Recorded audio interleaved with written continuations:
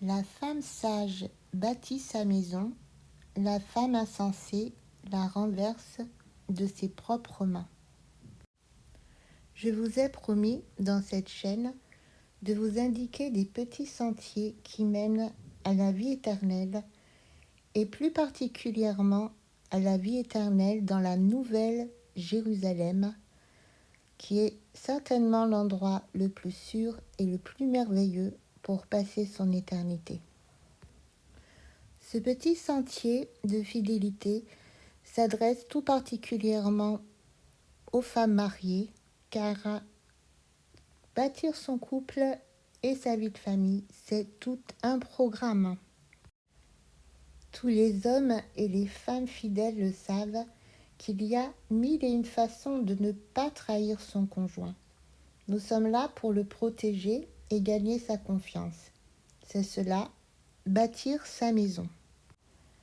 Un des secrets, parmi tant d'autres, n'exposez pas votre conjoint à une concurrence déloyale. On est tous amenés à rencontrer des personnes du sexe opposé qui ont des atouts que notre conjoint n'a pas. Ne nous perdons pas dans ces comparaisons et considérons les atouts que notre conjoint a. Peut-être que la seule qualité qu'il a et que les autres n'ont pas, c'est de vous aimer et de vous être fidèle. Soyez reconnaissants pour cela. Moi, le compliment que je faisais le plus souvent à mon mari, et il était sincère, c'est de lui dire combien je l'admirais d'être capable de me supporter. Maintenant, que faire lorsque nous rencontrons une personne du sexe opposé, autre que notre conjoint, et qui nous apprécie vraiment, de sorte qu'une sorte de connivence s'installe? Moi, je le dis clairement, cela m'est arrivé 2 fois dans ma vie. Une fois avec le prof de flûte de ma fille aînée et une fois avec le coiffeur de mes enfants. La solution a été vite trouvée.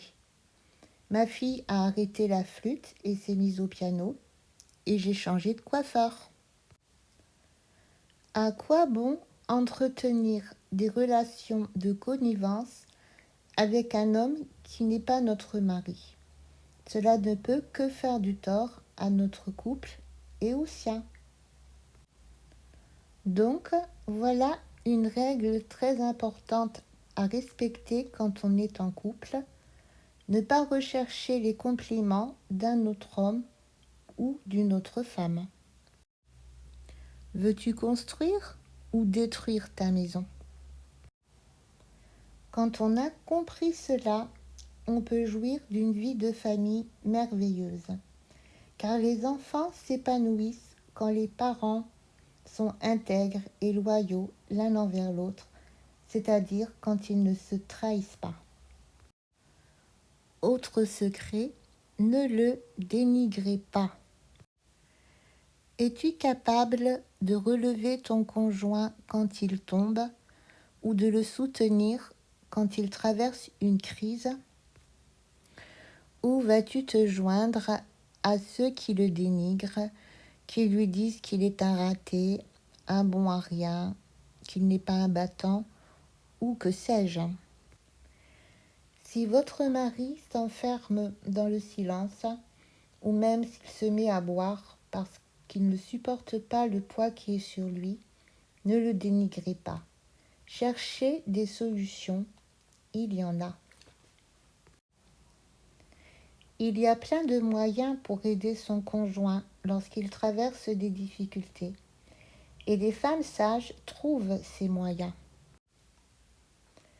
Une période de chômage, par exemple, peut permettre à un homme de faire davantage la cuisine, n'oubliez pas de le féliciter, de s'occuper mieux de ses enfants, de faire des cours par correspondance pour augmenter son niveau d'études, de lire des livres, de s'instruire, de faire des bricolages dans sa maison, de s'intéresser à la mécanique pour faire lui-même les réparations sur sa voiture, etc. Même si l'argent ne coule pas à flot, il y a des solutions. Personnellement, quand je me suis aperçue que mon mari n'était plus capable de s'insérer dans une vie professionnelle normale, parce que métro, boulot, dodo, c'était trop dur pour lui, je lui ai conseillé tout simplement de prendre un petit boulot, et c'est ce qu'il a fait. Un petit boulot qui l'obligeait quand même à se lever tous les matins à 5 heures, mais qui ne lui prenait pas toute la journée. Quel est le résultat ? Moins d'argent, certes, mais tellement plus de temps. Et avec le temps, on a des idées. Mon mari et moi sommes devenus des champions du système D. Quand on n'a pas d'argent, il faut de la débrouille. De la débrouille et pas des magouilles. Il y a tellement de moyens pour économiser de l'argent en faisant les choses soi-même que je pourrais écrire un livre là-dessus. Mais c'est un chemin peu exploré parce que ce n'est pas un chemin conventionnel. Bon, revenons à nos moutons. Que peut faire encore une femme pour bâtir sa maison ? Comment va-t-elle réagir face à la maladie, par exemple ? Accompagner un conjoint malade ou handicapé, c'est aussi tout un programme. Mais il y a toutes sortes de façons d'entourer un conjoint malade. Entre autres, bien sûr, l'accompagner à ses rendez-vous et lui rendre visite à l'hôpital. Personnellement, les visites que j'ai rendues à mon mari quand il était à l'hôpital font partie de mes meilleurs souvenirs. Je parle au passé car il est parti aujourd'hui. Mais quel bonheur c'était d'être ensemble et de pouvoir agrémenter sa vie et lui la mienne par des conversations, des promenades, des arrêts à la cafétéria, etc. Dernier défi, sommes-nous capables d'accompagner notre conjoint jusqu'à la mort et jusqu'à son dernier souffle ? C'est ce qui m'est arrivé quand, après une journée d'agonie, vers minuit, mon mari, qui normalement n'était plus capable de parler tant sa maladie l'avait affaibli, a crié « Véronique, viens tout de suite !» J'étais dans la chambre et lui sur le canapé. Je l'ai pris dans mes bras et il est parti. Mais je peux vous assurer que durant toute la période où il a été malade, il n'a pas perdu le moral. Il était heureux, il faisait des projets, car nous espérions qu'il allait guérir. Et moi, je suis fière aujourd'hui que mon conjoint ait eu confiance en moi jusqu'au bout.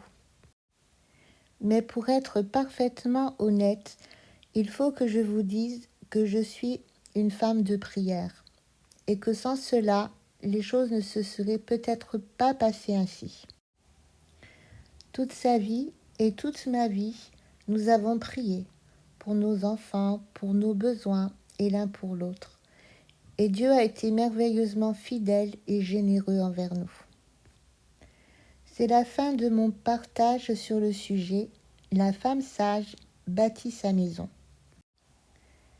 N'oubliez pas d'aller sur la présentation de ma chaîne et de cliquer sur le lien des têtes et des cornes.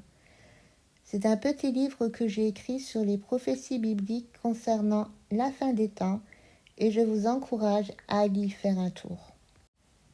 Que Dieu vous bénisse et je vous dis à bientôt pour une nouvelle vidéo.